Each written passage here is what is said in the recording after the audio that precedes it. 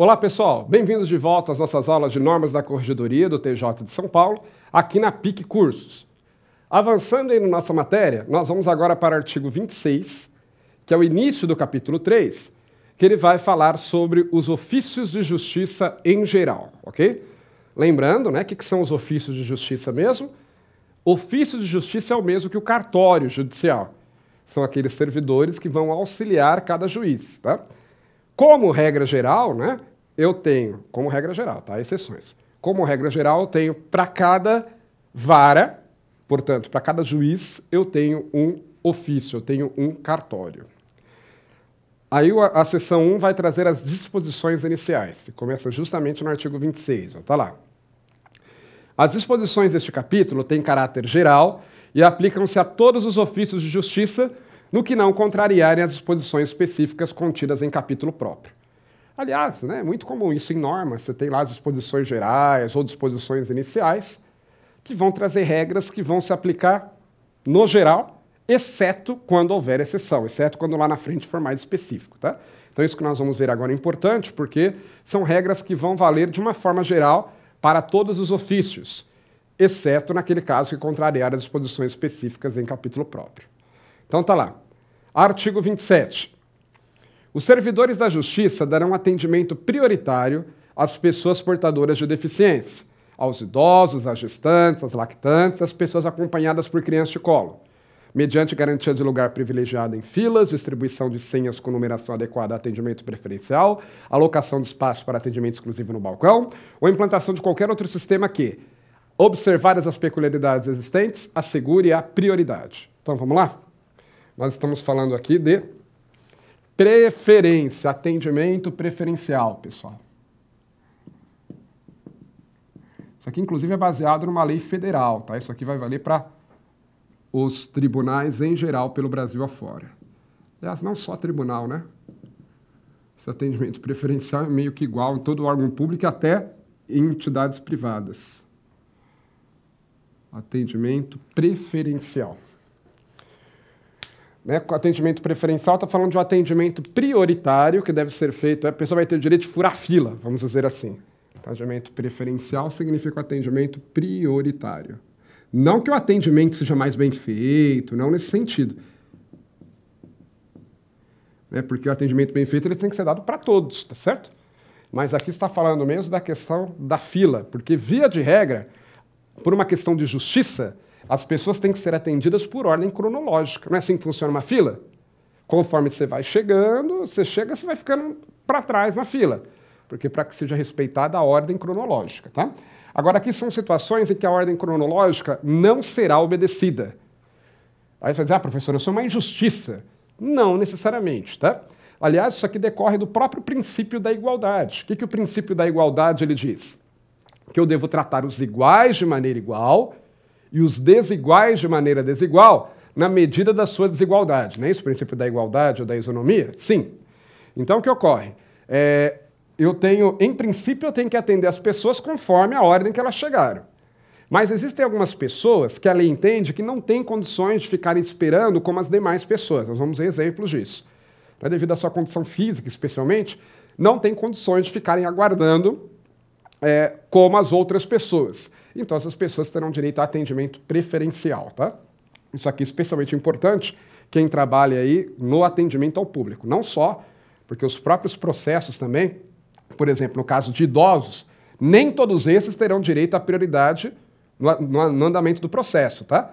Mas alguns sim. Por exemplo, no caso de idosos, além de terem direito a atendimento prioritário, deficientes também, eles terão direito a que o processo também os seus processos andem com mais rapidez, tá? Mas vamos lá. Aqui está falando de atendimento prioritário, então está falando de atendimento pessoal. Os servidores da Justiça darão atendimento prioritário. Primeiro, às pessoas portadoras de deficiência. Pessoas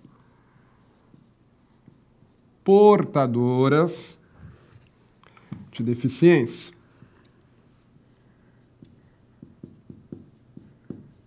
Portadoras de deficiência. Inclusive, pessoal, hoje nós temos uma lei federal que é o chamado Estatuto do Deficiente, que tem, inclusive, força de norma constitucional, porque foi aprovada por 3/5 do total dos senadores, do total dos deputados, em 2 turnos de votação, que é o chamado Estatuto do Deficiente, que ele vai trazer regras em relação a esse atendimento, tá? Mas as pessoas portadoras de deficiência têm direito a um atendimento preferencial. E a deficiência aqui é tanto física como mental. Eu me lembro de uma questão de prova, não é do TJ São Paulo, não, era um outro TJ por aí. E que aí também trazia, né, essa preferência, como eu disse para vocês, isso está na lei, então todo tribunal tem que respeitar.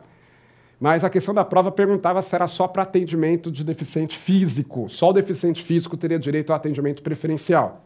A resposta é errado. O deficiente mental também, tá? Inclusive, como eu disse para vocês, o Estatuto da Pessoa com Deficiência, ele vai trazer regras mais específicas em relação a isso. Tem um decreto também que trata sobre isso. Mas, para a sua prova, né, aqui, pelo menos em normas da corregedoria, tem que guardar o que diz a norma.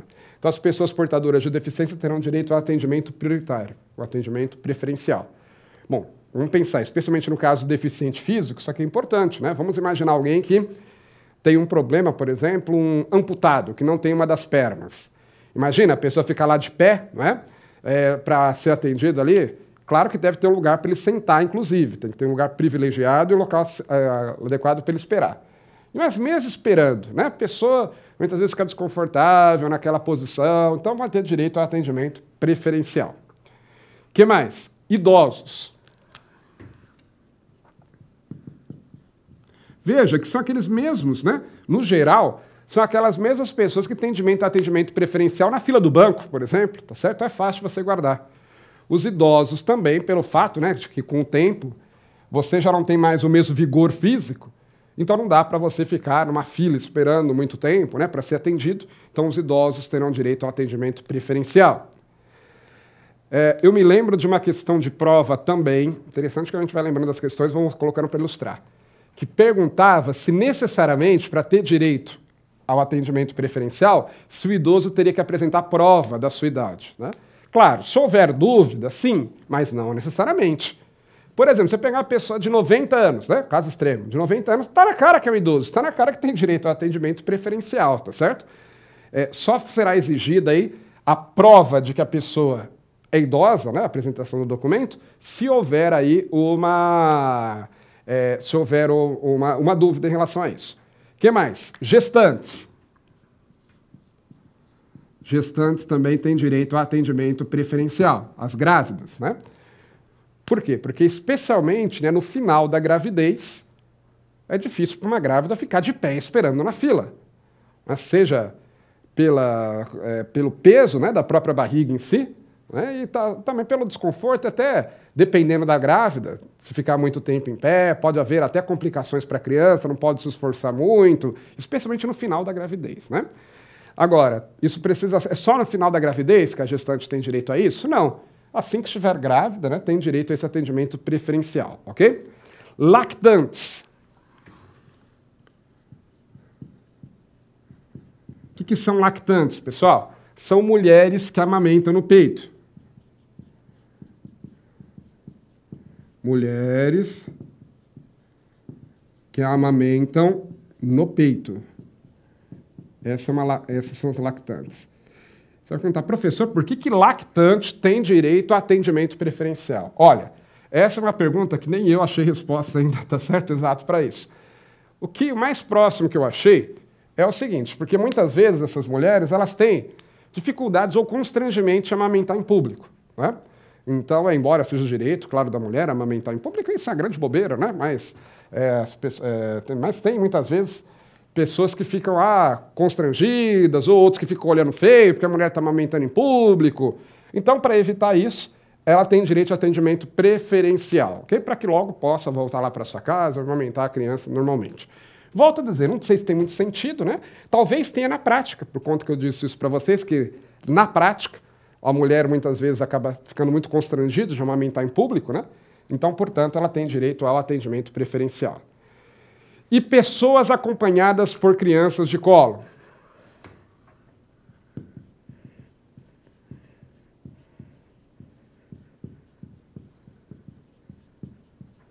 crianças de colo.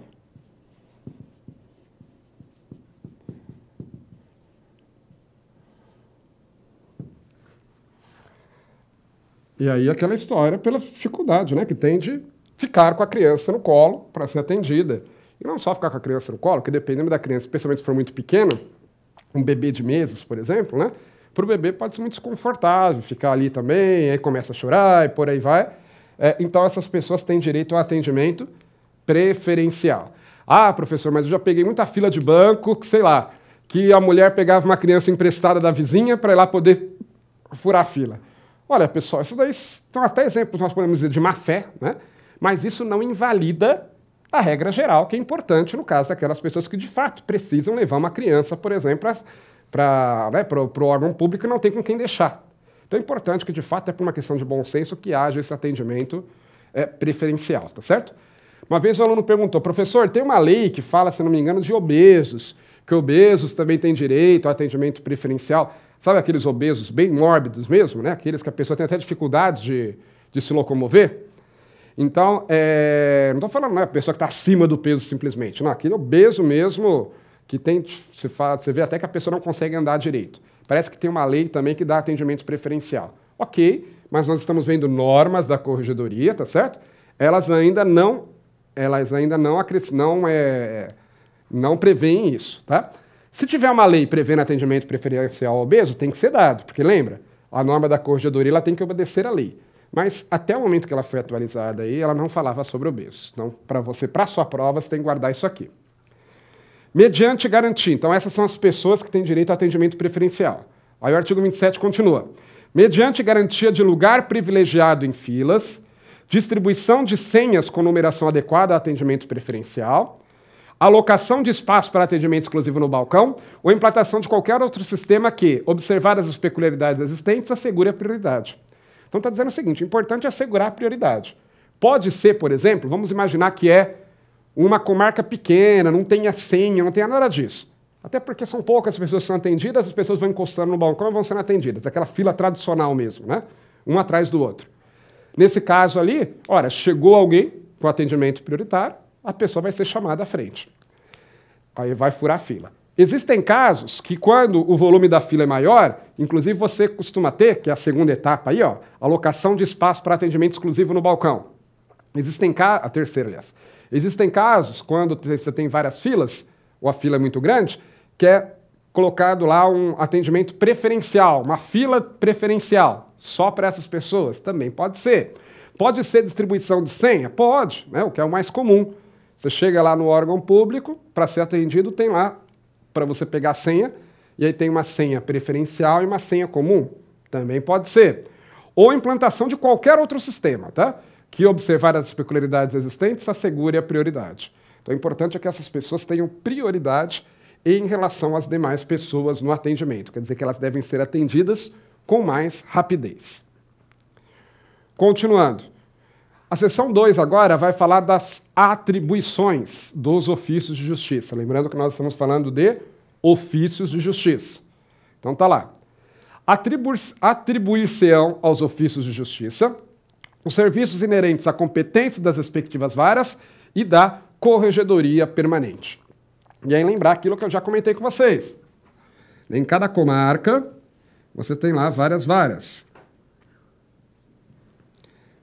Então, você tem a primeira vara, a segunda vara.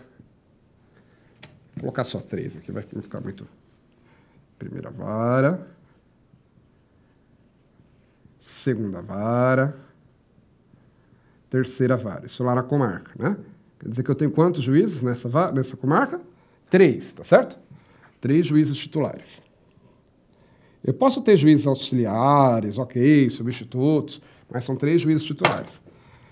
E aí está dizendo que serão atribuídos aos ofícios de justiça os serviços inerentes à competência das respectivas varas e da corregedoria permanente. Então, quer dizer, para cada uma dessas varas aqui, eu vou ter um ofício que vai auxiliar, um cartório que vai auxiliar. Não necessariamente, não um para cada, mas essa é a regra geral. Para cada um deles eu tenho um ofício. E também lá da corregedoria permanente, lembra? Que lá dentro do fórum, né? Isso aqui é no fórum. Além disso, eu tenho a corregedoria permanente, que normalmente vai ser exercida por um desses 3 juízes aí, ó.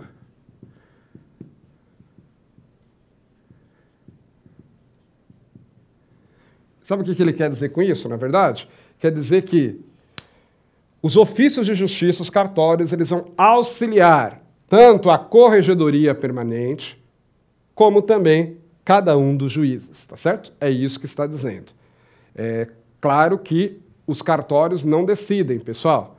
Né? Os ofícios, eles não decidem, eles só auxiliam o juiz para que o juiz decida. Eles vão fazer, normalmente, procedimentos burocráticos, tá certo?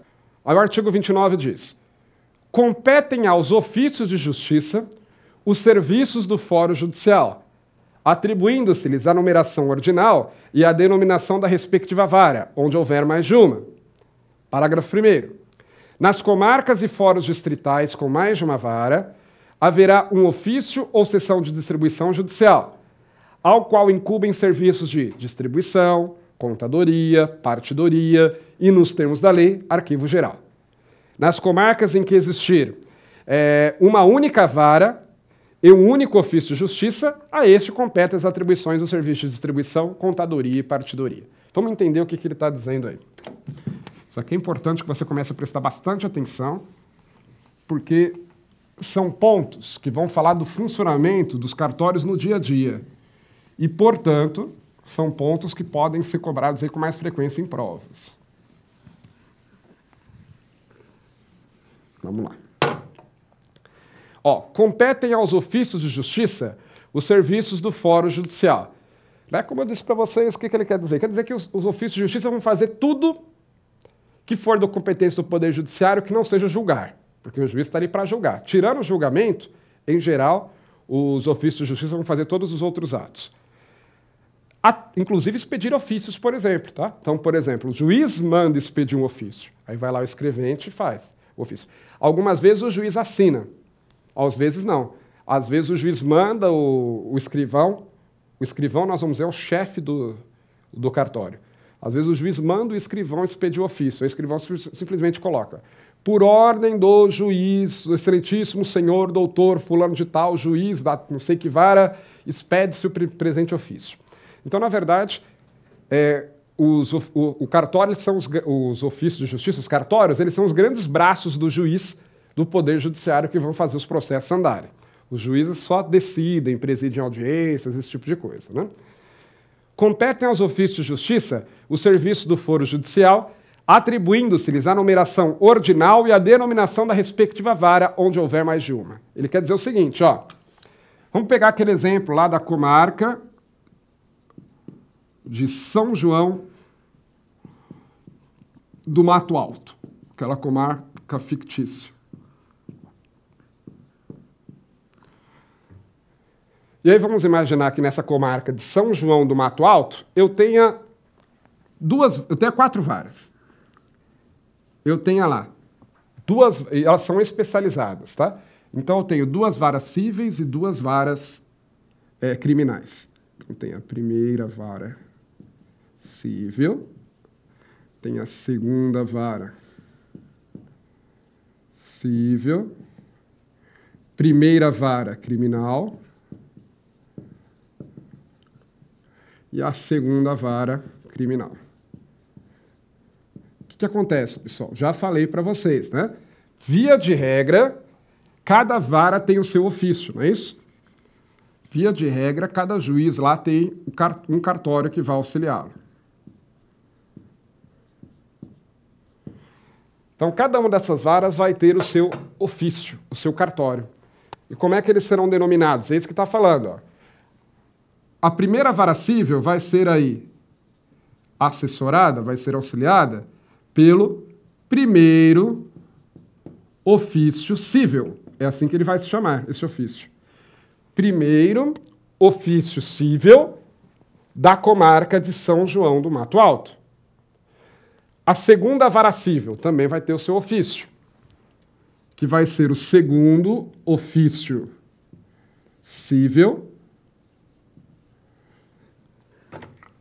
Segundo ofício cível da comarca de São João do Mato Alto.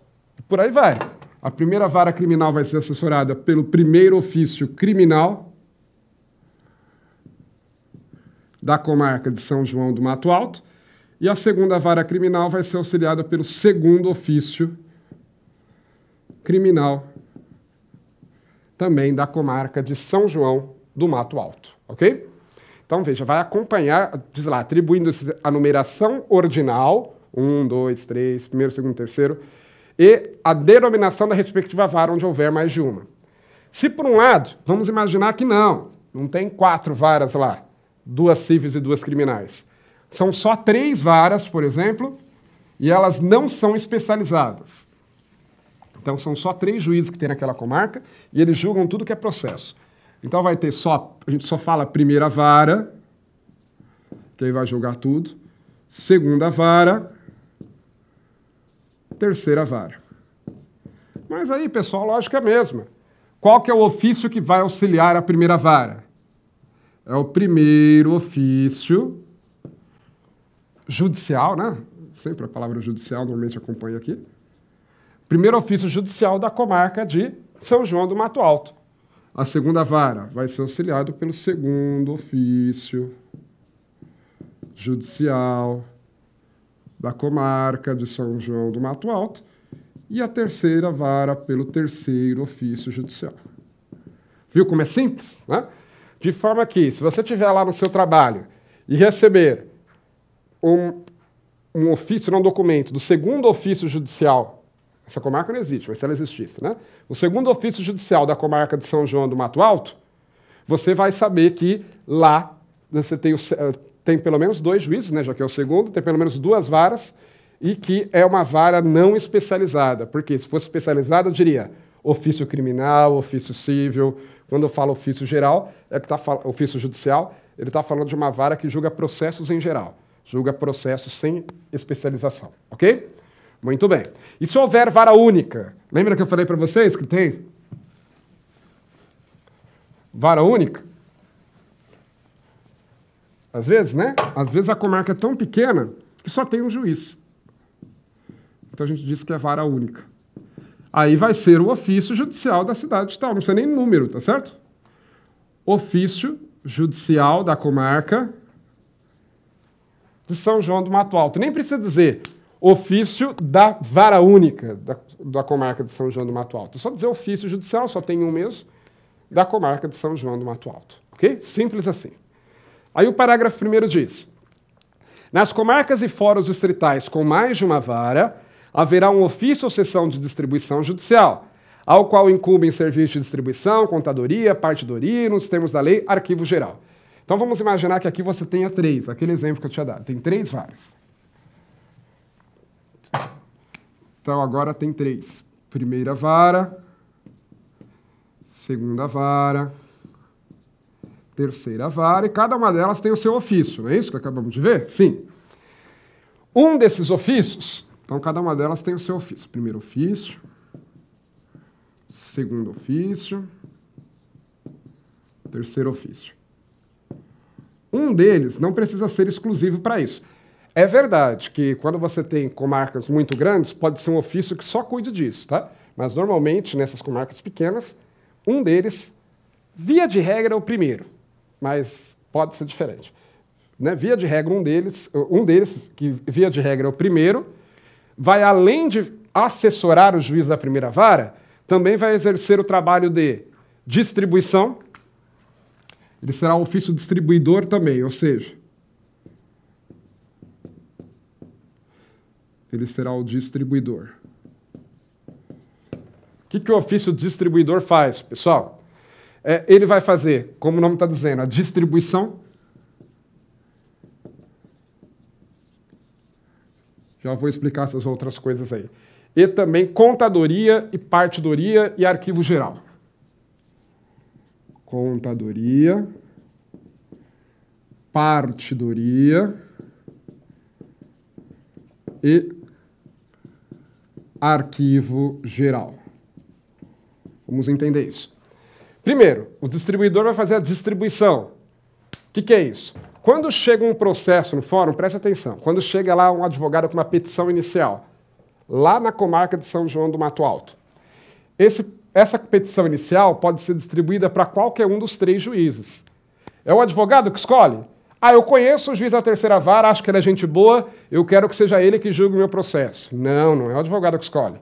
Ele será distribuído de forma aleatória entre um dos 3 juízes, ok? Quem vai fazer essa distribuição? O distribuidor. Veja, se tem vara única, e não tem, né, no fato de distribuição, porque aí fala, embora, né, que o parágrafo 2º diga que nas comarcas em que existir uma única vara e um único ofício, a esse compete as atividades e serviços de distribuição, na verdade não tem distribuição, porque é um ofício só.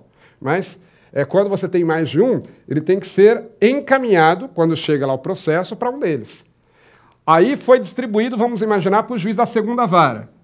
Então, todo processo que chegar lá, todo documento relativo àquele processo que chegar lá no fórum, vai ser mandado, vai ser distribuído para o juiz da segunda vara, tá? Então, distribuir é repassar para os demais ofícios. Também o serviço de contadoria e partidoria será exercida pelo ofício distribuidor. Contadoria e partidoria tem a ver com cálculos judiciais.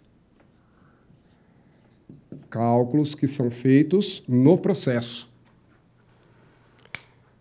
A diferença é que a partidoria é especificamente em relação à partição de bens, por exemplo, no inventário. Contadoria são cálculos em geral. Mas guarde isso. Tanto a contadoria como a partidoria, elas vão tratar de cálculos que são feitos no processo. Às vezes o juiz precisa que seja feito um cálculo, mas ele não tem, às vezes, nem o conhecimento técnico, porque o juiz não é contador, e às vezes nem tem ou às vezes não tem tempo, né? Vai demandar muito tempo. Então ele pede que seja feito o cálculo aí pela contadoria e pela partidoria, ok? Bom, isso hoje, inclusive, facilita bastante, tem instrumentos que facilitam bastante, né? Com planilhas eletrônicas e por aí vai. Mas imagina na época que tinha que ser feito tudo à mão. Mas, de qualquer forma, ainda temos contadoria e partidoria. E também vai exercer o serviço de arquivo geral. O arquivo geral, o que é, pessoal? Lembra que lá no fórum, eu tenho essas 3 varas, né? Esses 3 ofícios? Sim. Então, no fórum eu tenho primeira vara, segunda vara, terceira vara. Primeira vara, segunda vara, terceira vara. Esse exemplo aí que eu estou dando. E aí, cada uma dessas varas tem o quê? O ofício. Primeiro ofício, que são os servidores, que auxiliam o juiz da primeira vara. Segundo ofício, que são os servidores que auxiliam o juiz da segunda vara. E o terceiro ofício, que são os servidores que auxiliam o juiz da terceira vara. Cada um desses ofícios tem o seu arquivo, ok? Que são os arquivos que vão armazenar os documentos que são utilizados por aquele ofício e também os processos daquele ofício. Então, os processos que estão correndo na primeira vara ficam arquivados aqui, no arquivo do primeiro ofício. Os processos que estão correndo na segunda vara ficam arquivados no arquivo do segundo ofício. Os processos que estão correndo na terceira vara ficam arquivados no cartório do terceiro ofício. Mas chega uma hora que esse processo acaba, ele transita em julgado, por exemplo. E aí o que acontece? Ele não vai ficar mais sendo arquivado aqui, nos ofícios, senão não vai ter espaço. Aí ele vai para o arquivo geral. Então, o arquivo geral vai guardar todos aqueles documentos que não sejam de interesse específico só de um determinado ofício.